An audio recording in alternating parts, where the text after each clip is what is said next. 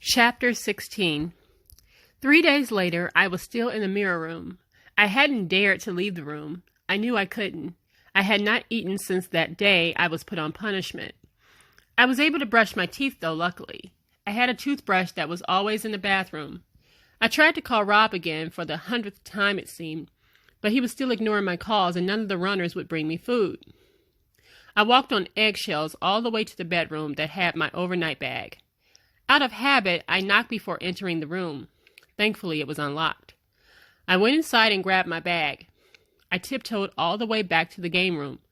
I was scared that I would be caught and get my ass beat. Once I made it back into the game room, I needed to make it to the shower. I went to the bathroom.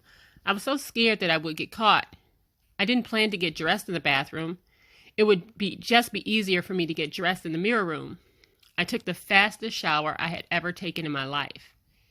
After I showered, I felt a lot better, though my stomach felt like it was practically touching my back. I decided that I was going to go downstairs to the basement and find someone to get me food. I made a bold move and left out of the room. If Rob was gone, I was sure I could at least get something into my system without him knowing. Only thing was, I had no idea where he was. I headed downstairs to the basement. I passed by Music 1. The door was open. I didn't stop. I walked to the desk by the door and saw a new runner.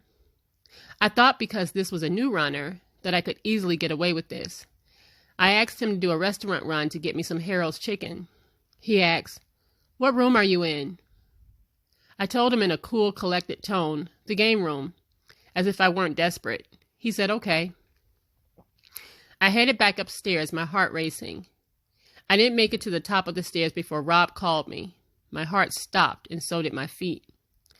I answered my phone to him, telling me that my food would be coming soon and to be ready for more when he gets back. He's on his way to play basketball.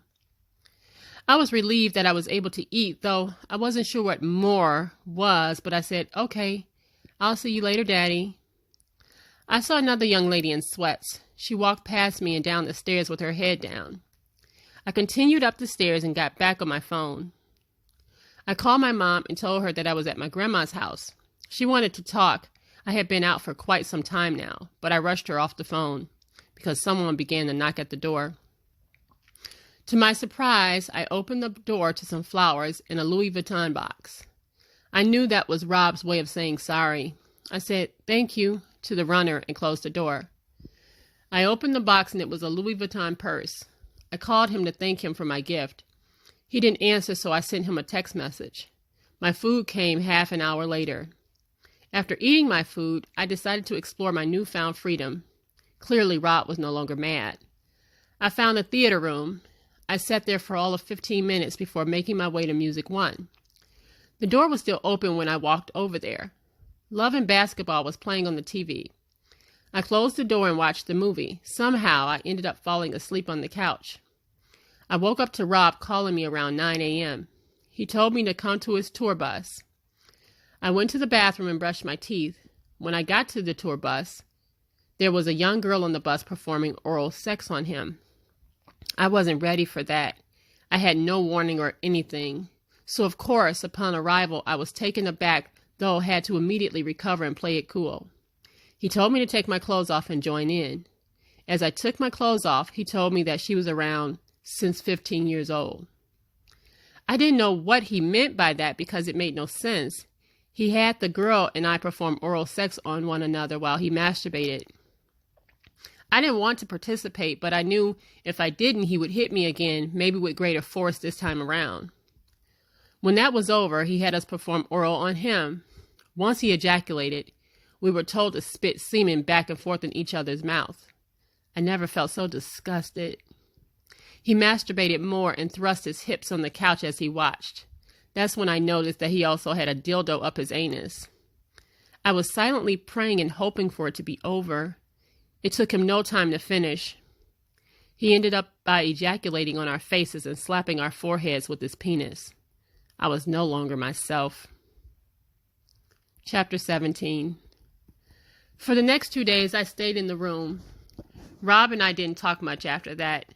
It had to lead me to wonder if not him not speaking much was done purposely because he was mad at me or something. Had he disliked how me and that girl performed? Had he sensed I disliked it? My worried feelings of him would disappear when he finally called. Rob called my phone and told me to come upstairs to the game room. I didn't know what to expect. I was trying to remember if I had done anything that was worthy of a punishment. I hadn't disobeyed any others that day. He seemed to have been in a good mood when I saw him earlier, so I couldn't quite figure it out. I was a bit scared because I didn't know what to expect. I wasn't trying to be on his bad side. Besides, I wanted my Harold's chicken with mild sauce. And whatever I did, I was already planning my apology. I was sorry for being sorry. The walk from Studio One to the game room seemed like the longest walk of my life. By the time I reached the door to the game room, my palms were sweating. I knocked on the door and waited for him to open it. Once he did, he simply told me to sit on the couch. I did just that. When Daddy is talking, you must listen. His mood determined whether or not you can ask questions.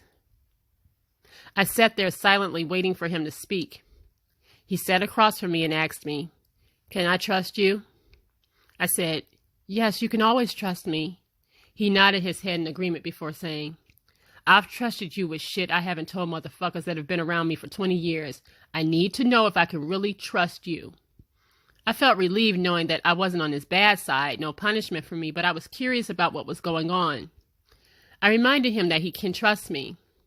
He then brought up judgment. His next question is, "Would you ever judge me?" Without hesitation, I said, "No, never. I would never judge you. You can trust me." He said, "Okay." Then he got up, opened the door, and walked in with a familiar face, a familiar guy. He was the same one who invited me to Rob's party. He didn't speak. He just walked over to the couch that Rob was sitting on and sat next to me. I instantly thought, oh shit. Rob saw him talk to me in the studio. I know he's about to snap. That wasn't the case. Rob looked at me and smiled. His friend looked at Rob for approval before getting on his knees in front of him. Rob then suddenly removed his penis from his pants. Within a second, his secret lover began to give him head. Yes, I was watching as Rob received oral from another man. What was more shocking to me was that the secret lover was moaning and humming as he did it. I thought to myself, Rob taught me how to do the same thing. Rob started rubbing his friend's head as he moaned in pleasure. After a few seconds of this, he tapped his secret lover on the shoulder, letting him know that was enough. I didn't know what to expect. I continued to watch as the two men then got up and walked behind the couch. Rob's secret lover undressed from the bottom down. That was when Rob bent him over after doing the exact same and inserted his penis into his friend's anus. I continued to watch with a good poker face, though I was stirring inside. I was in shock and in disbelief about what I was seeing. I sat there bewildered with a straight face as they escaped into ecstasy, seemingly forgetting my presence. I couldn't judge him, and to see him have sex with a man couldn't change my view of him. Daddy was a lover of people. No judgment could be passed. Chapter 18. Leaving wasn't easy for me, but I knew that I had to get out of there. I didn't want to be in that situation anymore. The night I left, I felt it coming. Things just felt different. Rob picked me up from the train station. He was in a good mood. It was his birthday month, and he was getting ready for a party. Chicago winters are brutal, but he still had a lot of people coming to celebrate him. It took longer than usual to get to his house due to the weather. When we arrived at his house, he walked around and opened the car door for me and carried my bag. I followed him to the game room. I took my coat off and sat on the couch. We had a brief conversation about his party.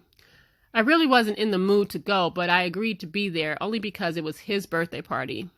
I'm not a fan of his parties, honestly. He received a phone call and left out of the room. When he returned to the room, I didn't hear him come in. I was too wrapped up in my phone. I was texting my friends to make sure they covered for me. I told my friends about him. They knew where I was really going. He called me on the phone and assumed that I was texting a guy. I don't know what gave him that impression. He asked me who I was talking to, and I quickly stated that I was talking to a friend, but he wasn't buying it. I was being honest, but he already had his doubt. He walked over to me, snatched my phone out of my hand, and slapped me in my face. I knew this wasn't going to be good. I tried to walk away, but he pushed me against the wall and choked me. As if that was enough, he decided to spit in my face. Afterward, he told me to put my head down in shame. I did just that, and then came the lecture. I knew he was going too much more. His party was hours away. He had his image to protect. So I sat there and listened to him call me a stupid bitch and talk about how my family disowned me due to my stupidity. I was called everything but my name. I apologized for whatever he felt like I did. He didn't care. He got up and left the room. He returned less than 5 minutes later and apologized. He blamed it on him not wanting to share me with anybody, a bunch of crap that I had already heard. When he changed the subject and mentioned his party, I knew I had a chance to get out of there. How many times was I going to be slapped around? I contemplated staying there because I really loved him, but I knew it wasn't worth it. I was beating myself because I knew he wasn't a bad person. He just had bad days. Over the course of 8 months, I lived a repetitive life. Sleep, eat, sex. I was always on punishment, being locked in the room. He coached me on everything. Answers to potential questions were rehearsed. I was manipulated, abandoned, and starved several times. I was forced to have sex with women that I didn't want to have sex with. I was being physically abused.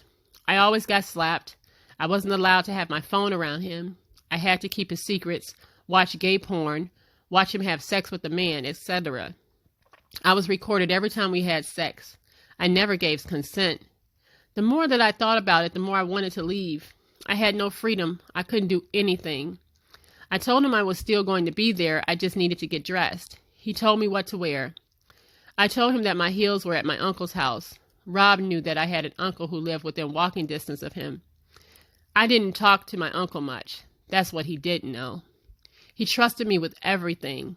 I always came back whenever I left. I never stayed out longer than expected, and I knew some of his darkest secrets, according to him.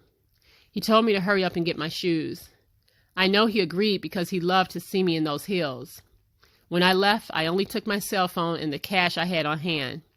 I walked to the train and never went back. I would probably still be with him if it wasn't for him spitting in my face. That made me feel like the scum of the earth. That was something I couldn't accept under any circumstances. Chapter 19. Once I left, I told everything that happened. I told my sister first, then I told my mom. They didn't believe it. The fact that it happened in plain sight is what they couldn't understand. How was I able to get over to his house, be gone for weeks at a time, and nobody knew anything about it? It wasn't that hard to get away, especially with my mom being busy with my younger siblings. I was a middle child. Therefore, I was always looked over. Whenever I said I was going somewhere, no one would investigate it. I just had to say something. I had a good relationship with my mom, but it wasn't the best. With my dad being incarcerated and my mom not paying much attention to me, I looked for love in the wrong places. It all ended with a $1.5 million settlement, mental scars, and a lifelong STD, herpes, that I can't get rid of. I stopped accepting money from Rob in August of 2017 when I went public and told my story. I've never felt so free in my life. Seeing a family come forward about Rob having their daughter in an abusive cult, I knew I had to speak up. I have 3 daughters, and I can't imagine what they're going through. I know firsthand what their daughter is experiencing. I never want my girls to grow up and think that abuse is okay if you're getting paid. Abuse is not okay. At one point in time, I believed Rob when he told me that my family didn't love me. I always felt abandoned. I felt like something was missing. When I became Rob's girlfriend, things seemed to be going well until I made him mad. Whenever I made him mad, he became a different person. I also believed it was my fault. I was the reason for the abuse. It had gotten to the point where I took Rob's advice and convinced my mom to allow me to finish high school online. That's how I got around going back into a physical school.